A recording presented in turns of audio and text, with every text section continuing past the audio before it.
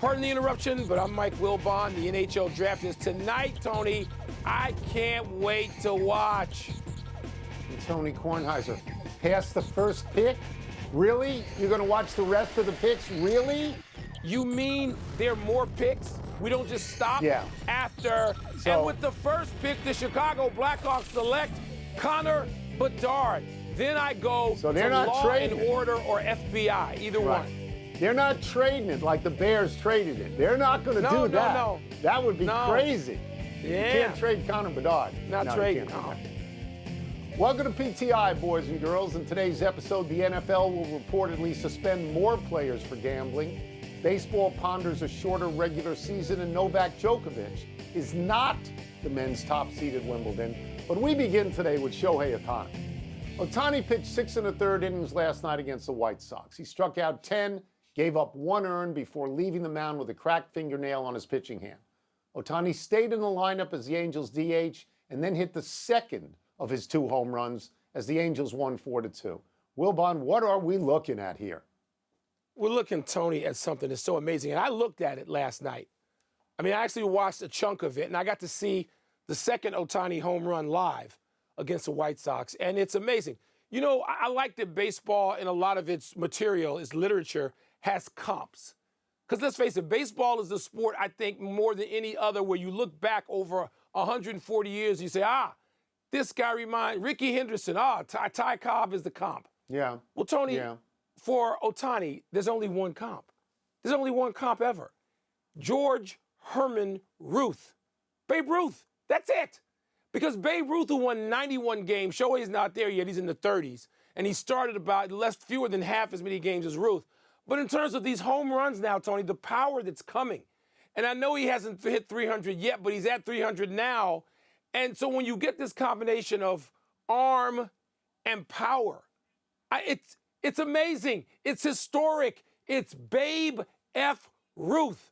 And that excites me because I'm old enough to embrace history and care about it and not say, that happened before I was born, like a whiny little millennial. This is so exciting to see Ohtani in this space and compared to one other dude ever. So this is interesting to me, and please correct me if I'm wrong. But I seem to remember, Mike, there was a period of time when Ohtani was coming up and we would talk about him.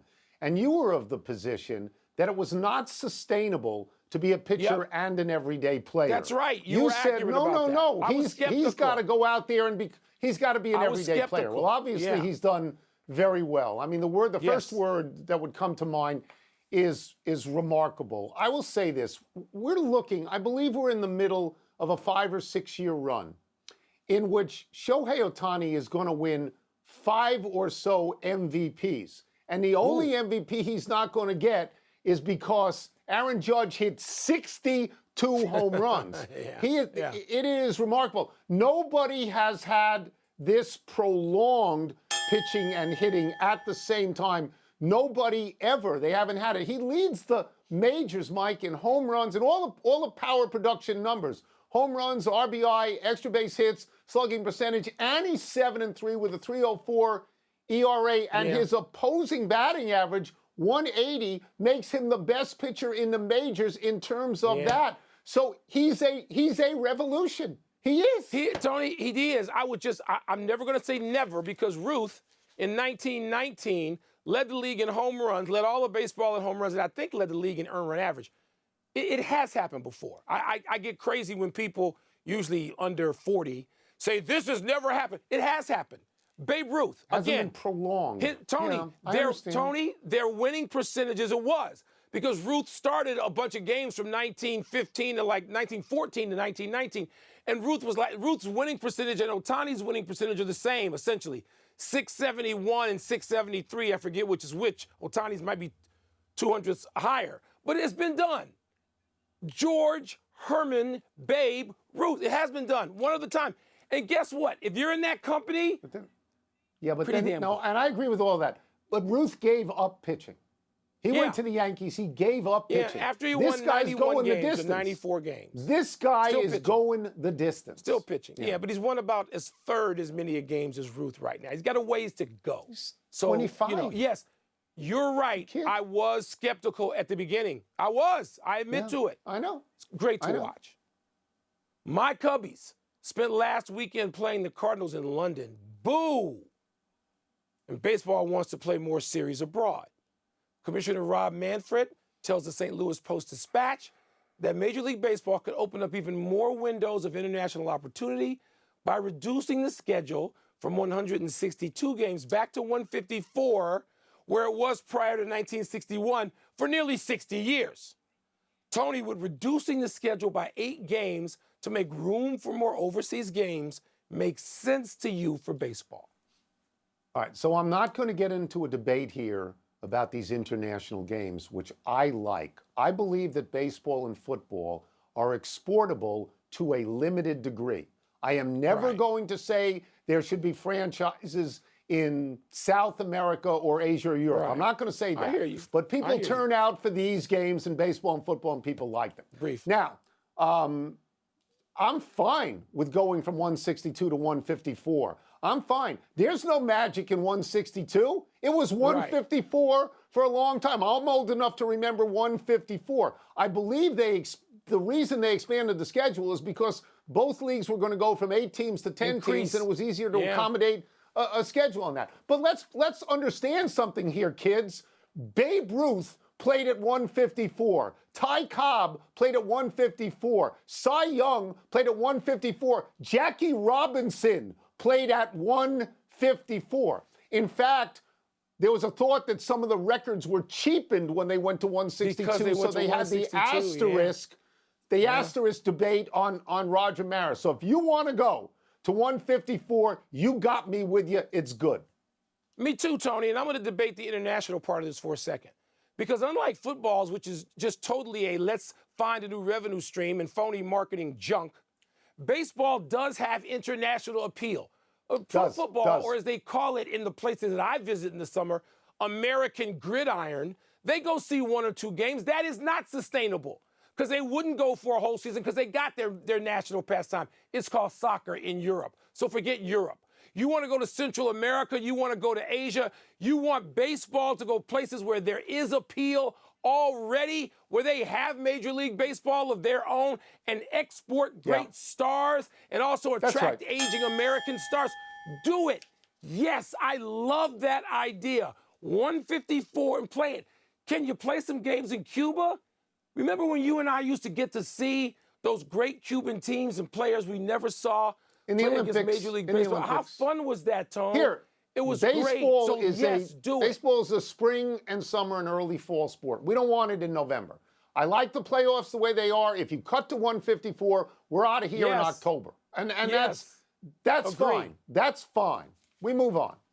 The seeding for Wimbledon came out today. Carlos Alcaraz, by virtue of his worldwide ranking, is seeded first, 1 spot ahead of Novak Djokovic, who just beat Alcaraz on clay in Paris. Alcaraz thus becomes the first #1 seed not named Djokovic, Federer, Nadal, or Murray since 2003.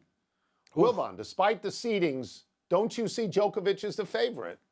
Yes, hell yes. Yes. Djokovic is the GOAT right now. Today, as of now, he's the GOAT.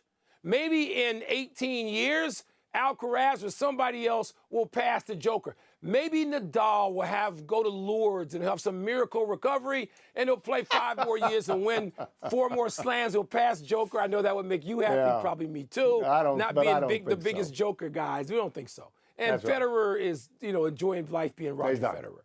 So Joker's the GOAT.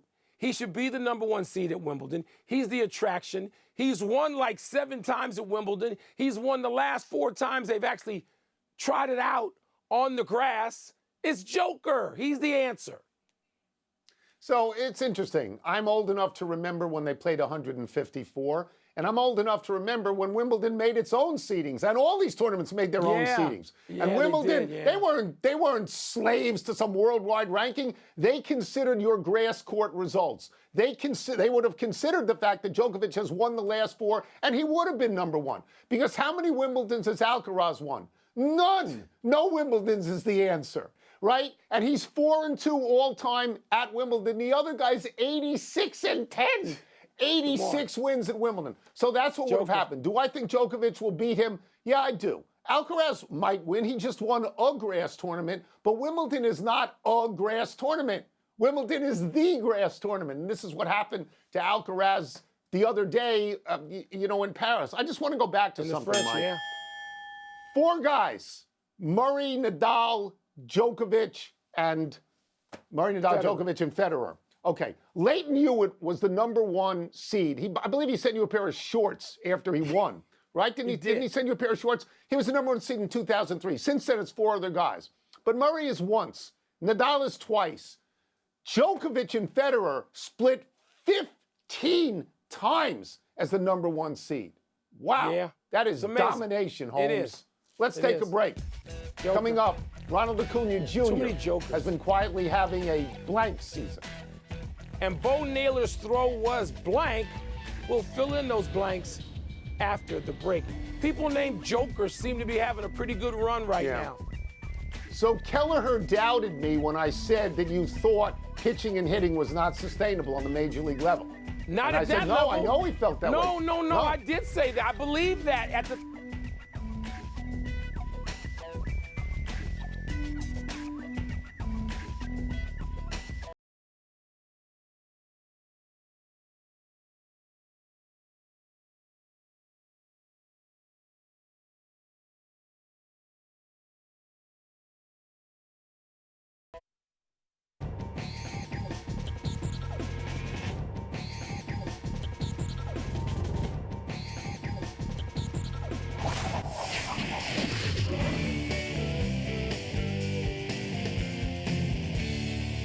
Time for a war of words with Wilbon. What's first? Ronald Acuna Jr.'s season has been blank.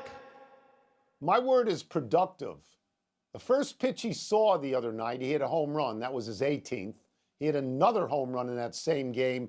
That was his 19th. At the moment, Mike, he's batting .331. He has 51 RBI and 36 stolen bases. In the last 100 years, only Joe Morgan has had those kinds of numbers before July 1st. He is on pace, as of today, for 73 steals and 38 homers, which means he could be the first 30-60 guy ever of all time. And he gets a lot of at-bats because he leads off on a team that scores a lot of runs, because the Braves at the moment, I believe, are 20-4 in the month of June. So productive is my word.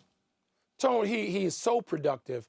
And I get the other people you mentioned and why you mentioned them, because they're categories that certain people fit into when you think of. And obviously Barry Bonds has been one of them, with the combination of power and speed. But for me, we continue on with old man PTI today. I think of power and speed are associated with one player more than any in the history of baseball, and that would be Willie Mays. And so my word is Maysian. And I understand he steals more bases, okay? And the rules allow that. Baseball has introduced that for the purpose, for the agenda of having more action on the base pass. They want more action in the field of play.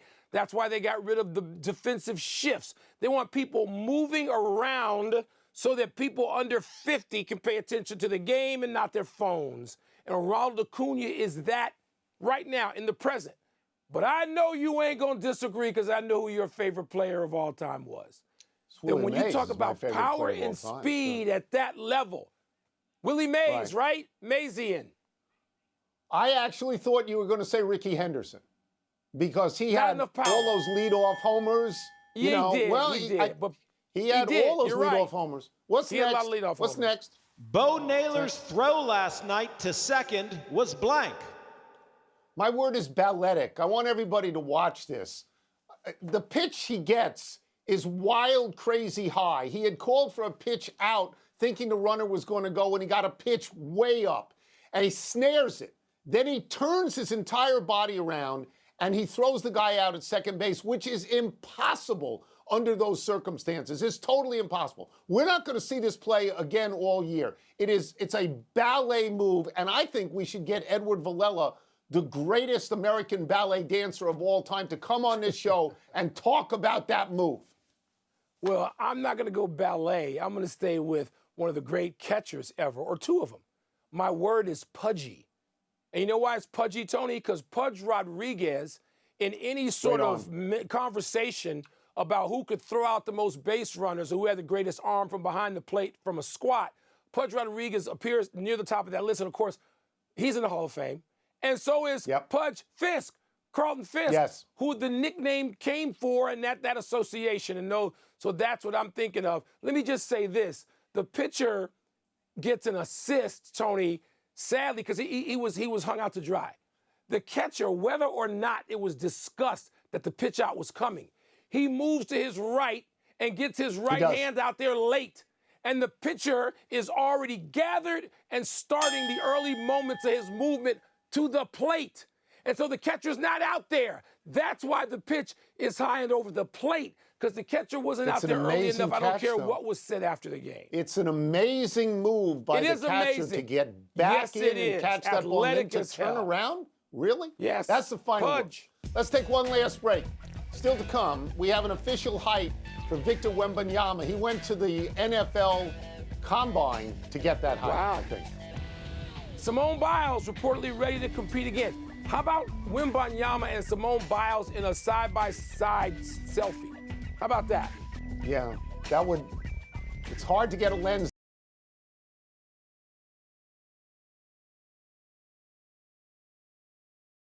And with this player option deadline looming tomorrow. Plus, the latest on the Lakers' plans to continue building around LeBron and AD this summer. And we're live from Citi Field as the Mets owner addresses this season's disappointing performance. SportsCenter, 6 Eastern on ESPN.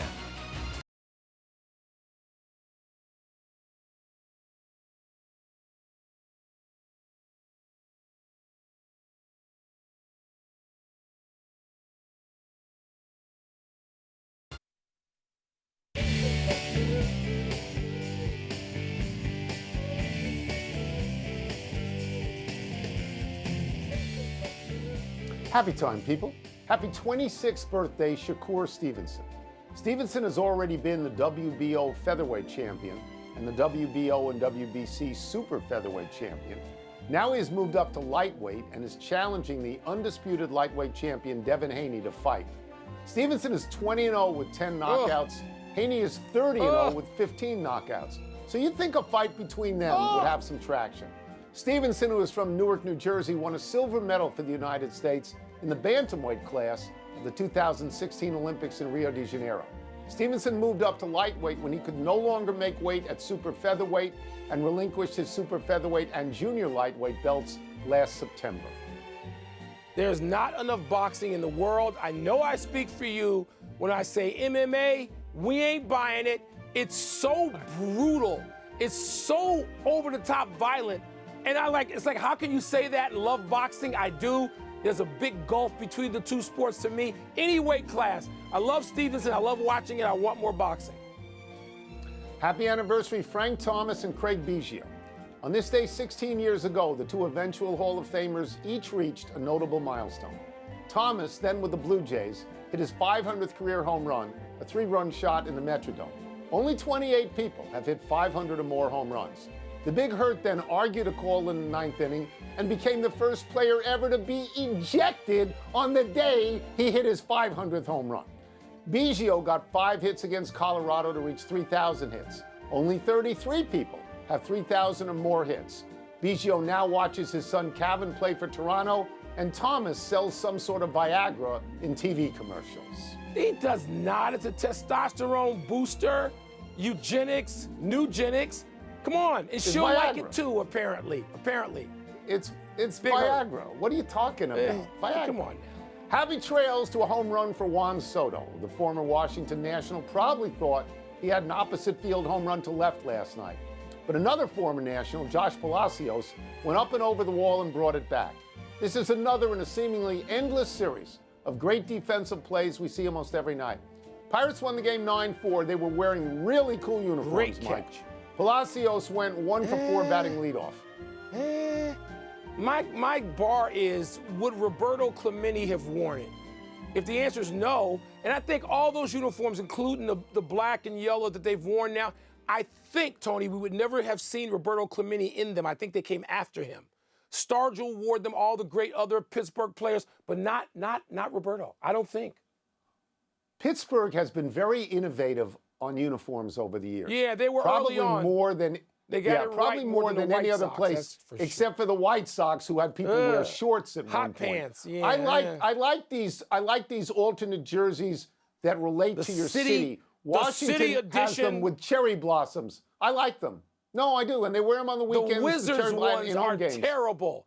They're like, I didn't say the Wizards. Cherry blossoms. I didn't say the Wizards. We're not talking about the Wizards here. It's a here. Washington team. We're talking about claim baseball. Claim all of Washington.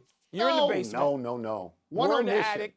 The NFLPA named Lloyd Howell from Booz Allen as its new executive director. Man. You know him, right? Congratulations, Lloyd and Patricia. Yes, glad to hear that. Let's go to the big finish. Adam. I really don't care, and I'm going to click over to something else. Kevin Weeks has Adam Fantilli going number 2 to the Ducks. We'll take Weeksy's word, right? We believe him. Yeah, we're out of time. Try and do better the next time. I'm Tony Kornheiser. I'm Mike Wilbon. Same time tomorrow, knuckleheads. You can get the PTI podcast on the ESPN app or Apple Podcasts. And now, number 1 tonight, Tone. Watch that NHL draft. Bedard coming home.